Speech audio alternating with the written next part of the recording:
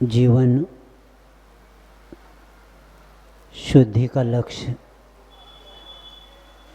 लेके और आत्महित करने का लक्ष्य बना के हम इस महापर्वराज दशलक्षण को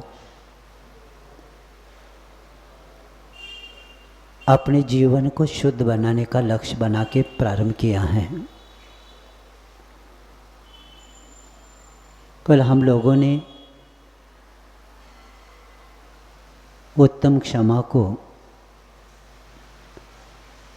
सुन के आए हैं और धारण करके भी आए हैं। क्षमा शब्द ही बताता है आत्मगुणों की रक्षा करना ही क्षमा गुण है।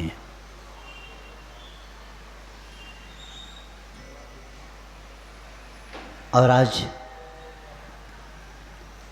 दूसरा दिन जो मार्दो धर्म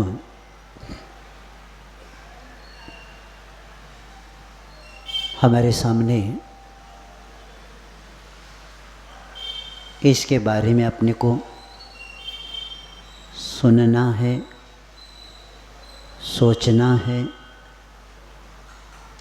और आत्मा में इसको धारण भी करना है।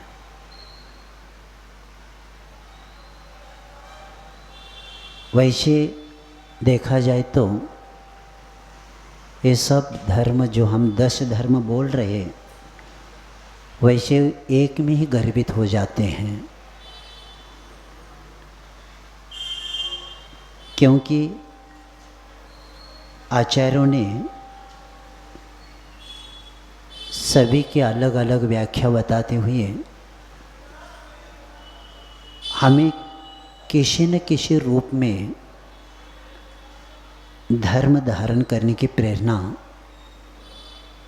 इस 10 शब्दों के द्वारा हमें कोई किसी धर्म के निमित्त से लेकिन किसी जोड़ जाए, 10 धर्मों का नाम लेके किसको जोड़ना है? धर्म के साथ ही उसको जोड़ना है। जैसे रोगी रोग को दूर करने के लिए विभिन्न प्रकार की चिकित्सा के द्वारा औषधि के अलग अलग अनुपात को लेके सेवन करके अपना स्वास्थ्य ठीक करता है। कभी दवा पिलाने के लिए देते हैं, कभी खिलाते हैं, कभी दवा सूंघाते भी हैं और कभी कभी इंजेक्शन भी कर देते हैं। और कभी कभी रोगी को डॉक्टर वैद्य बताते हैं, सांत्वना देते हैं, आप बीमार है ही नहीं, मन से वो पहला निकालो, क्योंकि तन में रोग कम होते हैं, मन में रोग ज़्यादा होते हैं। तो सांत्वना देके या खिला के, जैसे हमने बताया, किसी न किसी निमित्त से रोगी को ठीक करते हैं। और कभी कभी कहते अब घबराओ मत, अब घबराना नहीं, आप ठीक है, स्वास्थ्य आपका ठीक है और मैंने अभी चेक किया है, अब घबराना नहीं, क्योंकि रिपोर्ट सब ठीक आई है आपके। ऐसे हमारे आचार्यों ने हम लोगों के ऊपर अनुग्रह करके विभिन्न धर्मों के माध्यम से हमें आत्मशुद्धि का ये प्रत्येक धर्म के साथ शब्द अन्य शब्द दे के हमें धर्म के साथ जोड़ के हमारे शरीर का नहीं आत्मा का स्वास्थ्य स्वस्थ हो जाए। हम शरीर का स्वास्थ्य होता है, आत्मा का स्वस्थ होता है। अपने में लीन रहना तब व्यक्ति क्या बन जाता है, स्वस्थ बन जाता है।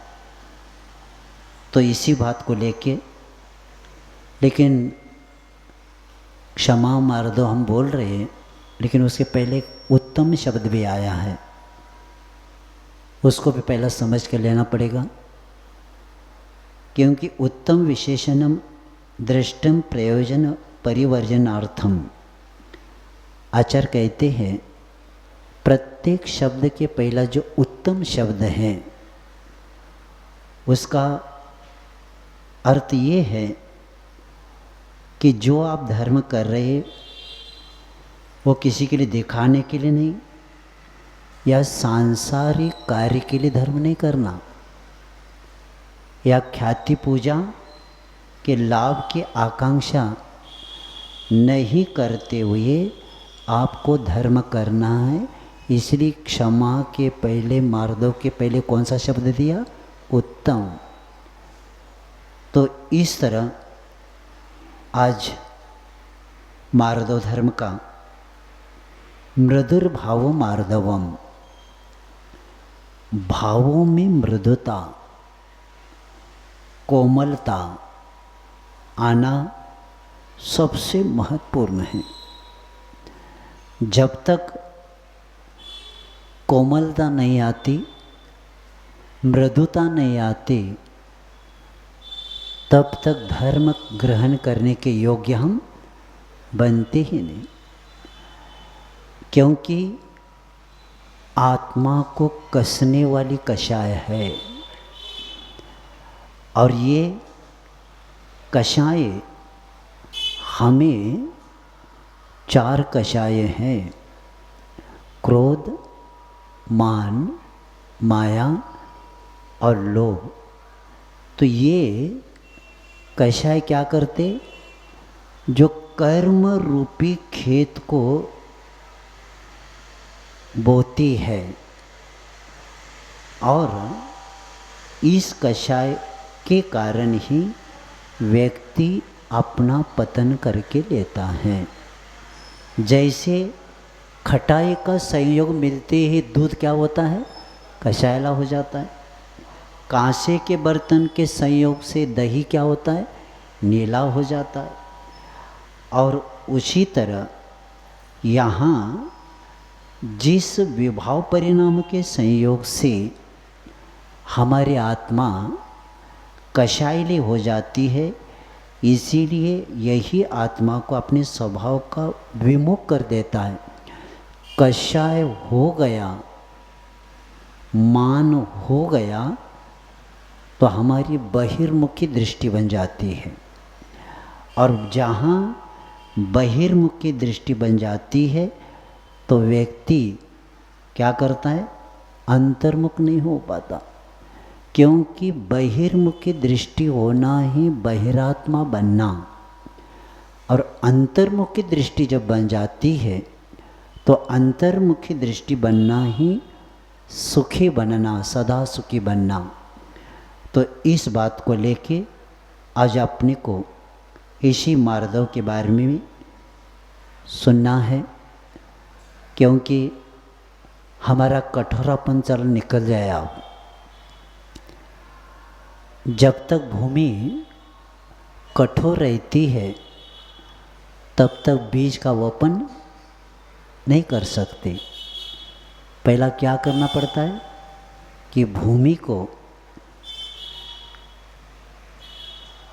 नीचे की मिट्टी ऊपर और ऊपर की मिट्टी नीचे जब जाएगी तो उस मिट्टी में क्या आता है, कोमलता आ जाती है। तब जाकर क्या होता है, बीज का वपन होने के बाद फसल आती है। लेकिन हमारा खेत कितने सालों से क्या नहीं हुआ, सो रहे क्या। अब वो बैल भी काम नहीं करेगा, ट्रैक्टर भी नहीं काम करेगा, क्योंकि कितने सालों से हमारी भूमि को क्या नहीं किया, जोता नहीं। अब जेसीबी लाना पड़ेगा, इसलिए लाना पड़ेगा, ट्रैक्टर भी काम नहीं करेगा। अनंत काल से हमारी भूमि क्या नहीं किया हमने, नीचे की मिट्टी ऊपर, ऊपर की मिट्टी नीचे नहीं करने के कारण हमारी भूमि बीज के वपन के योग्य बना ही नहीं। जब तक मिट्टी ऊपर नीचे नहीं होती तब तक जिस तरह वह भूमि उपजाऊ नहीं बनती, उसी तरह हमें भी इस कोमलता के गुण को पहला प्राप्त करना पड़ेगा। और ये अगर हो तब हमारा क्या होगा कि जमीन कोमल होने के बाद पानी छोड़ते ही बीज वपन के योग्य बन जाता है। तो उसी तरह हमें मृदुता को प्राप्त करना है। कठोर व्यक्ति को कोई नहीं स्वीकारता। सोना मृदु होने से सोने के अलंकार बनते हैं, लेकिन लोहे के अलंकार नहीं बन पाते।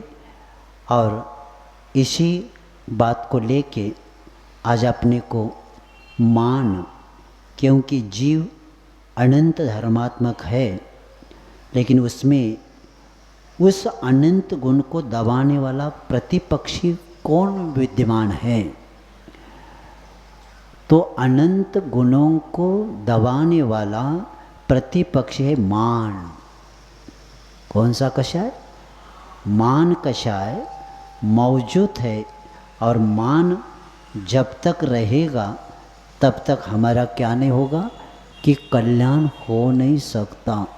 इसीलिए जैन धर्म में जो जिनालय होता है, वो जिनालय के बाहर क्या रखा जाता है? मानस्तंभ रखा जाता है।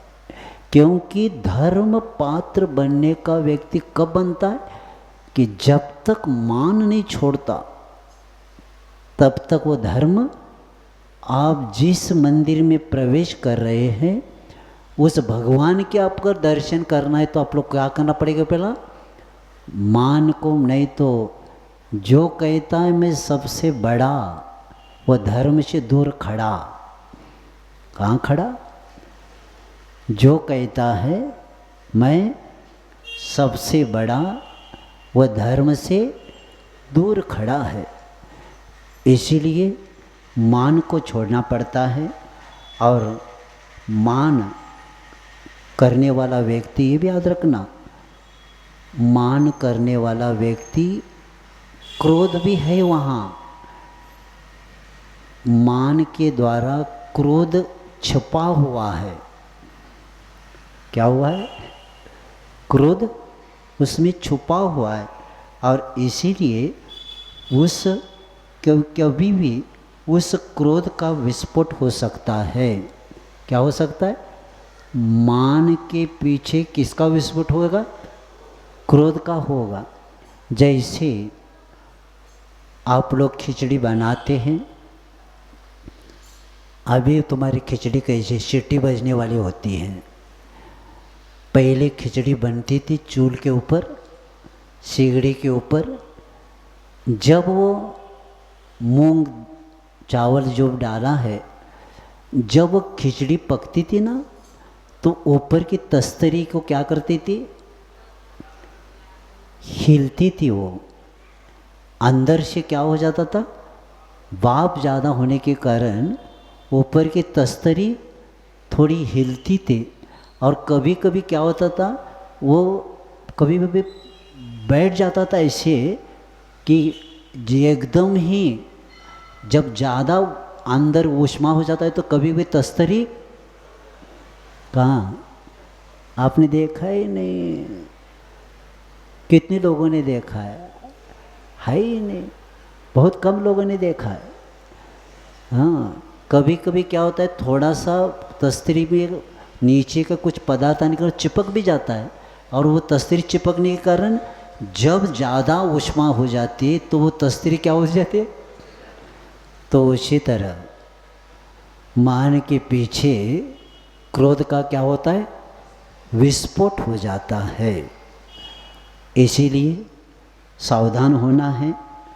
मान तभी होता है जब द्रव्य हाथ नहीं लगता, केवल पर्यायी हाथ लगते, तब क्या होता है, मान होता है।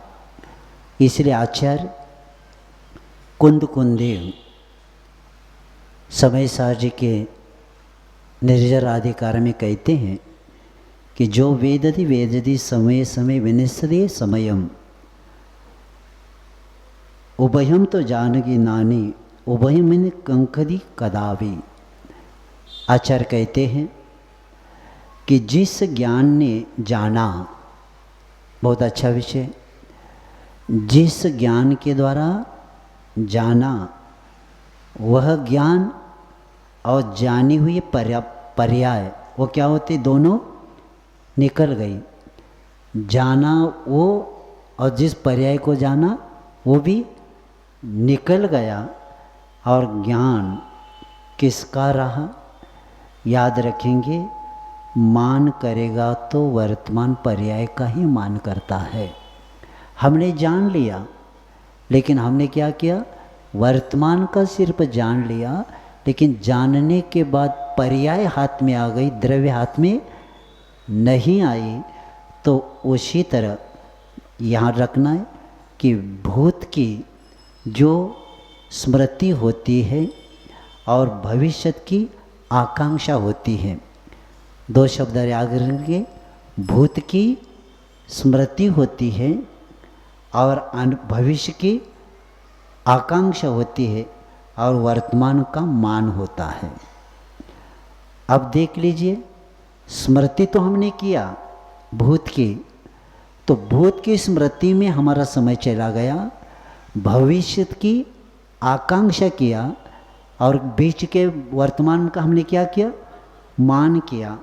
तो इसीलिए जैनाचार्यों ने कहा है कि भूत और भविष्य दोनों को भूल के वर्तमान को ही हमें जानना है, संभालना है।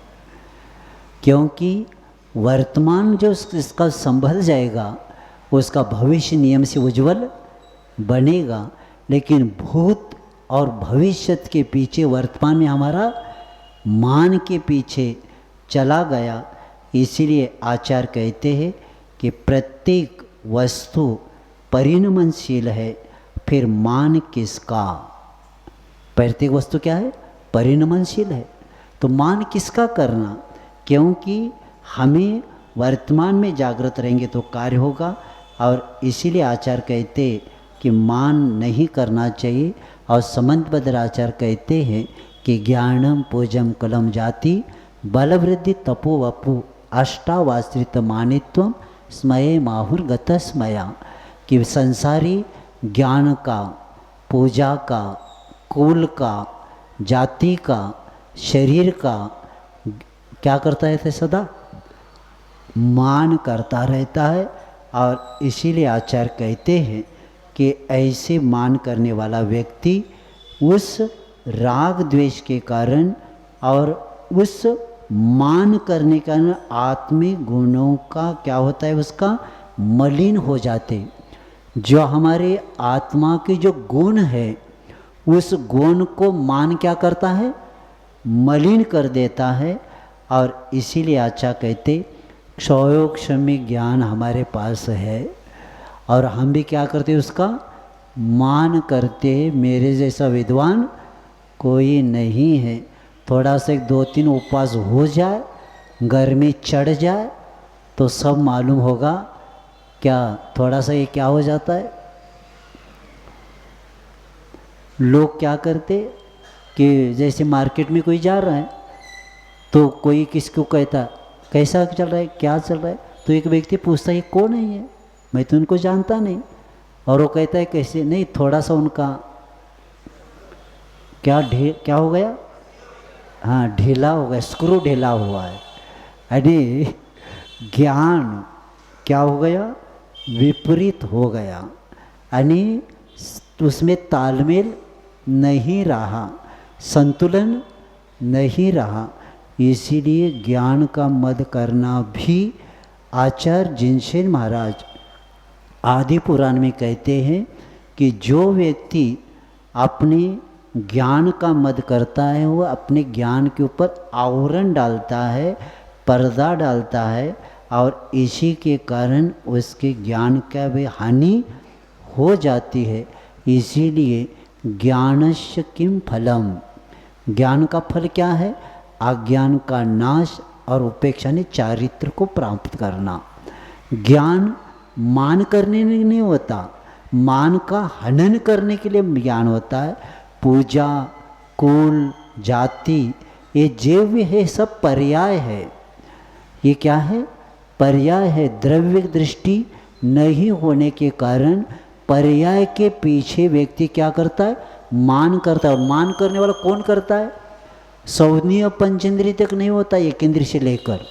जिसके पास मन होता है वही क्या करता है, मान करता है, बाकी का कोई करता ही नहीं। तो इसीलिए हमें इससे बचना है। और ज्ञान होकर भी अगर मान करेंगे तो समझ लेना, हाथ में क्षत्र चूड़ामणि एक उदाहरण आया है, हाथ में दीपक है और अंधेरे में चल रहा है तो भी गड्ढे में गिर जाएगा, क्योंकि दीपक हाथ में लेने वाला व्यक्ति कभी गड्ढे में गिरता नहीं। उसी तरह सम्यक ज्ञान को प्राप्त करने वाला व्यक्ति यानी संसार के मान कषाय से कभी प्रभावित होता नहीं। तो भी पुराणों में कहानियाँ भरी हुई हैं कि वहाँ बताते, क्योंकि 60,000 वर्ष निकला था चक्रवर्ती, और 60,000 वर्ष तक षटखंड की यात्रा करके सबके विजय प्राप्त करके नगर के लिए लौट रहा है। नगर में लौटते समय चक्रवर्ती कहता है अभी कोई भी मेरा शत्रु नहीं है। और ये भी जब उन्होंने षटखंड अधिपति हुआ था तो कहीं तो नोंद होना चाहिए अपनी। इसलिए ऋषिवाचल पर्वत पर जाकर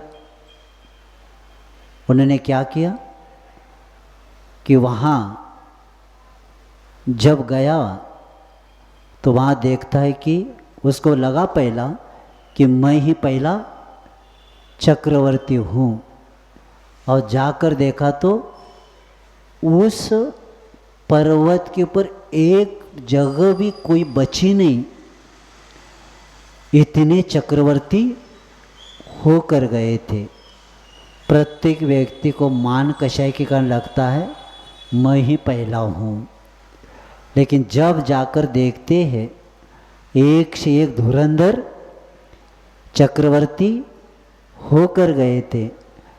लेकिन हम जाने के बाद कहीं तो कोई नोंद होना चाहिए, इसलिए दूसरे का नाम मिटा के चक्रवर्ती अपना नाम लिख के अपने नगर की ओर आ रहा है।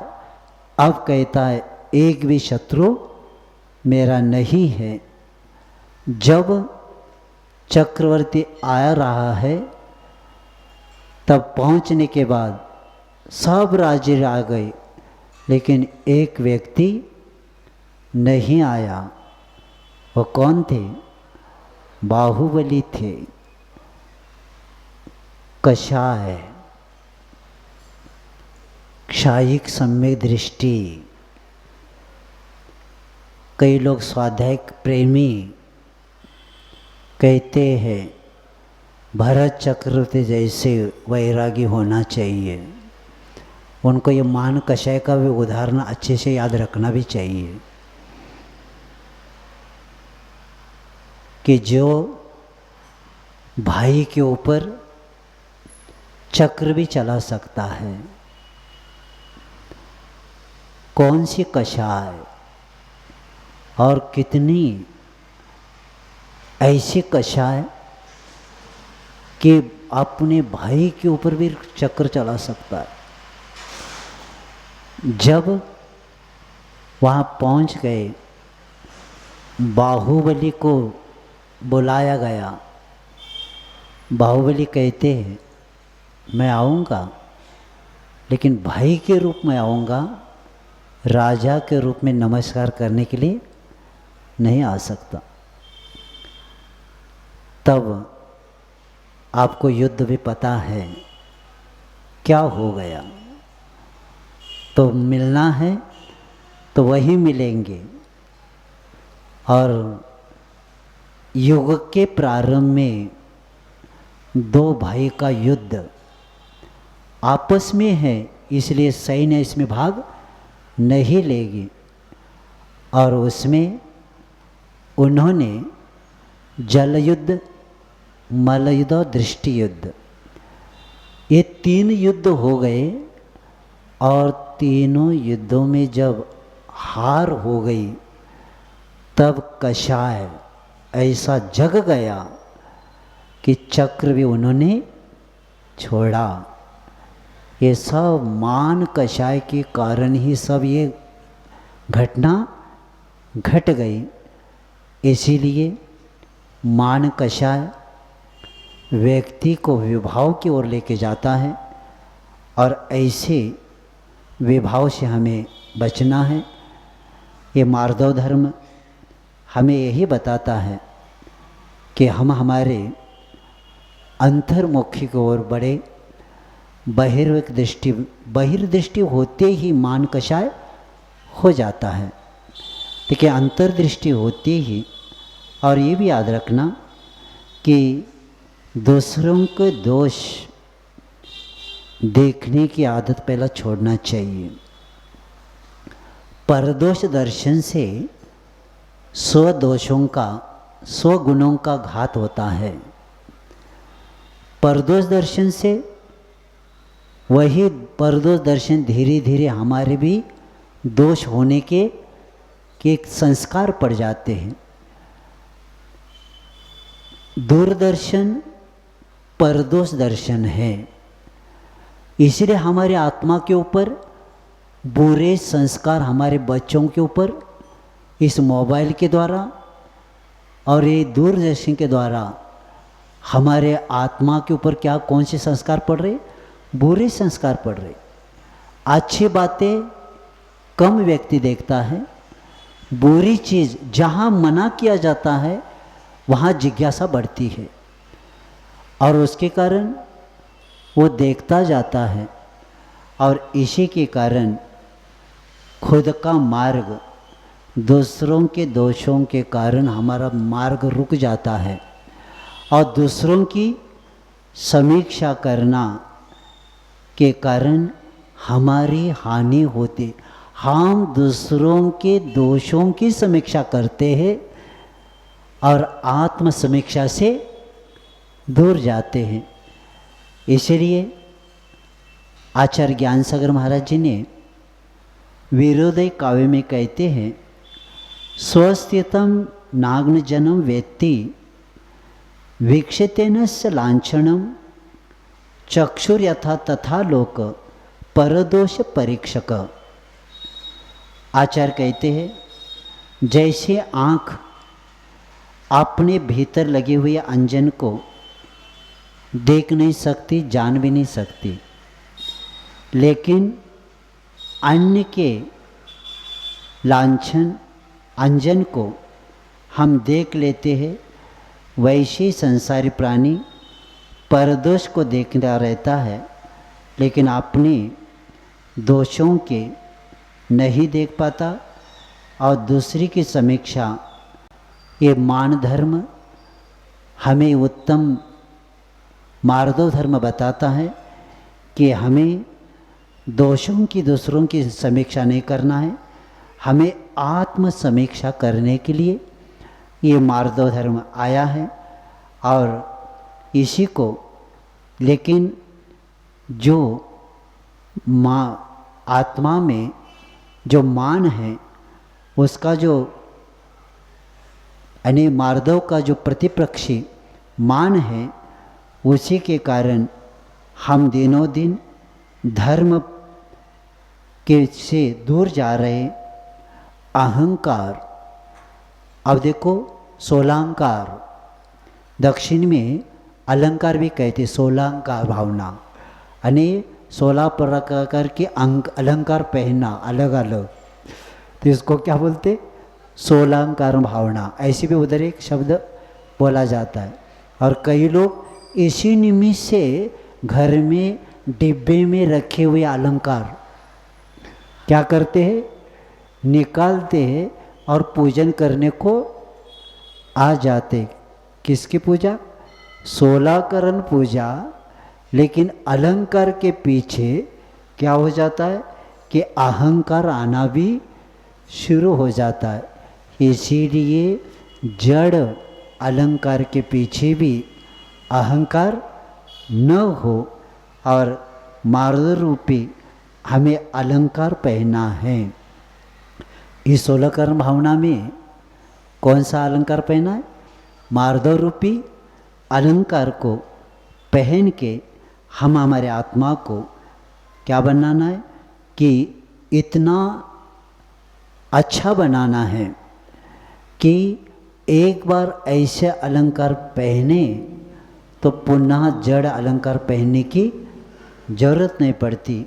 और इस मान तभी होता है जब व्यक्ति अपने स्वरूप को नहीं जानता। और इसलिए जैसे हमने बताया कि गुरु महाराज जी ने जैसे जो आपको समझते सबसे बड़े हैं, वे धर्म से बहुत दूर अभी भी खड़े हैं।